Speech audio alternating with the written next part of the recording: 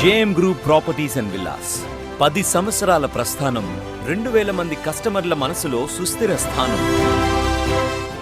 అసెంబ్లీలో బిల్లులపై hot discussion సాగింది. తాము నెల నెలా బిల్లులు చెల్లించామని మాజీ మంత్రి హరీష్ రావు అంటే దానికి కౌంటర్ ఇచ్చారు మంత్రి శ్రీధర్ బాబు. మరి నెల నెలా బిల్లులు చెల్లిస్తే ఇన్నెందుకు పెండింగ్ లో ఉన్నాయని ప్రశ్నించారు. పల్లె ప్రగతి ప్రారంభమైన తర్వాత 3,300 కోట్ల రూపాయలు 3,300 కోట్ల రూపాయలు మేము గ్రామ పంచాయతీలకు ఇచ్చాం. ఒకవేళ మీరు ఆ పద్ధతిని కొనసాగించుంటే నెల నెల 275 కోట్లు ఇచ్చుంటే ఇవాళ ఈ బకాయిలు ఉండేటియే కాదు అనేటువంటి విషయాన్ని మనం చేస్తా ఉన్నాం. ఇవాళ కాంగ్రెస్ పార్టీ ఈ సర్పంచుల పాలిట పేద కాంట్రాక్టర్లు, ఎంపీటీసీలు, జెడ్పీటీసీల పాలిట ఈ హస్తం గుర్తు భస్మాసుర హస్తమై కూర్చున్నది. ఇవాళ వాళ్ళ ఉసురు పోసుకుంటున్నారు.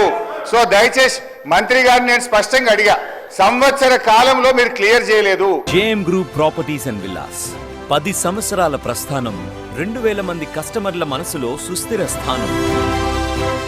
ప్రతి నెల 270 కోట్ల రూపాయలు రిలీజ్ చేసిన తర్వాత బకాయిలు ఉంటాయి అధ్యక్ష. మేము డిసెంబర్లో ప్రభుత్వాన్ని ఏర్పాటు చేయడం జరిగింది. ఫిబ్రవరి మాసంలో సర్పంచుల పదవీ కాలం పూర్తయింది.